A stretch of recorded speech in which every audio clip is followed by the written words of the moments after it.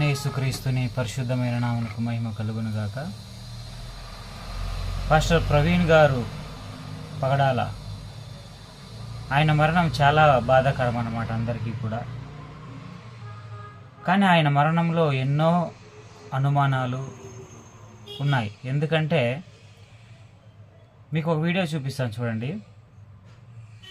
ఈ వీడియోలో చూసినట్లయితే ఆయన టోల్ గేట్ క్రాస్ చేస్తున్నప్పుడు ఆయన బండి హెడ్ లైట్ అనేది పగిలిపోయిందనమాట. అంటే ఆల్రెడీ అంతకుముందే అది పగిలిపోయింది.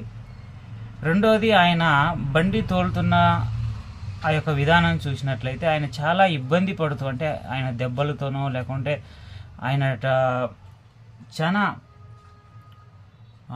దెబ్బతిన్నట్లుగా, ఆయన నడపలేకపోతున్నట్లుగా ఆయన ఉంటున్నాడు అనమాట. ఆయన బండి అంత కష్టం మీద కాళ్ళు కొంచెము వైడ్ చేసుకొని ఆయన నడుపుతున్న విధానం చూస్తే ఆయన ఆ విధంగా చాలా ఆయన నడపలేని స్థితిలో ఉన్నట్టుగా అనిపిస్తుంది. ఇది రెండోది. మూడోది, ఆయన అక్కడిని ఇంకా బండి తోసుకుంటూ వచ్చి ఆయన బండి ముందుకు వెళ్తున్నప్పుడు ఆయన బ్యాలెన్సింగ్ దొరకలేక వెళ్ళినట్లుగా కూడా మనం అబ్జర్వ్ చేయొచ్చు.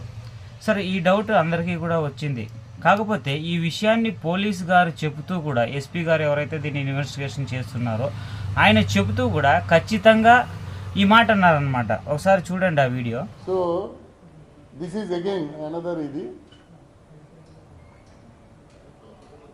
ఆయన చాలా ఓకే. సో ఆయన ఖచ్చితంగా ఆయన అప్పటికే చాలా స్ట్రగల్ అవుతున్నట్లుగా ఉంది అనే మాట చెప్పడానికి వచ్చేసి ఆయన అప్పటికే అని చెప్పి అక్కడ అంతటితో ఆపేసినాడు. అంటే దీని అర్థం ఏమిటి? మీరు సత్యాన్ని బయటికి తెలియనివ్వకుండా ఉండాలని అనుకుంటున్నారా? లేకుంటే నిజాన్ని దాచిపెట్టాలనుకుంటున్నారా? ఎవరి కోసం దాచిపెడుతున్నారు? అంటే ఇది ఒక సాధారణమైన వ్యక్తులు ఏమైనా చేసినట్లయితే మీరు దాచిపెట్టాల్సిన అవసరం లేదు. ఖచ్చితంగా వాళ్ళని తీసుకొని వచ్చి శిక్షిస్తారు, అది అందరికీ తెలిసిన విషయమే. కానీ ఎవరు ఇంత ముఖ్యమైన వాళ్ళు, మీరు ఎందుకు దాచిపెట్టాలని అనుకుంటున్నారు? కాబట్టి ఖచ్చితంగా ఈ విషయం బయటకు రావాల్సిందే. ఎవరు హంతకులో వాళ్ళు బయటకు రావాల్సిందే. పోలీసు వారు మీరు దాచిపెట్టచ్చు, కానీ కెమెరాలు దాచిపెట్టలేవు. ఇప్పుడు మీరే అన్నారు టెక్నాలజీ చాలా పెరిగిపోయింది అనేసి. అవును, కాబట్టి ఖచ్చితంగా మీరు బయటికి తీసుకురావాలి. మీరు బయటికి తీసుకురాకపోతే ఇప్పుడున్న ప్రభుత్వం మీద ఏ ఒక్క క్రైస్తవుడికి కూడా నమ్మకం అనేది ఉండదు. ఆల్రెడీ పోయింది.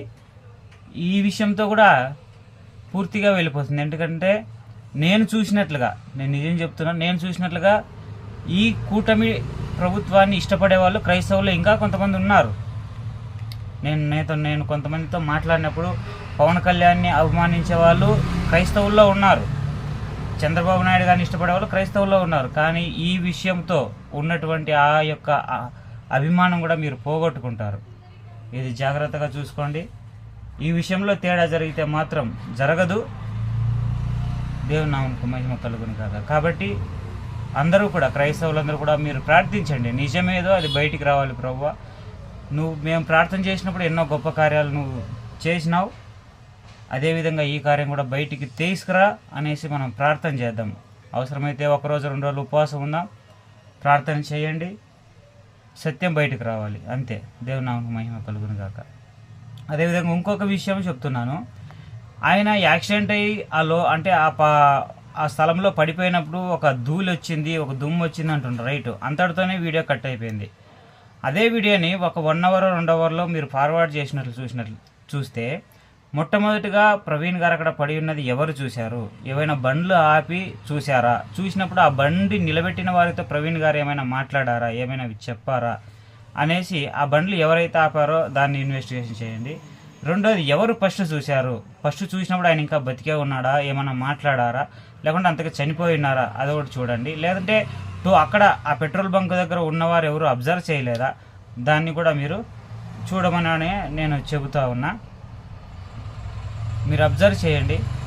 ఇవన్నీ కూడా చాలా అనుమానాలకు ఉన్నాయి.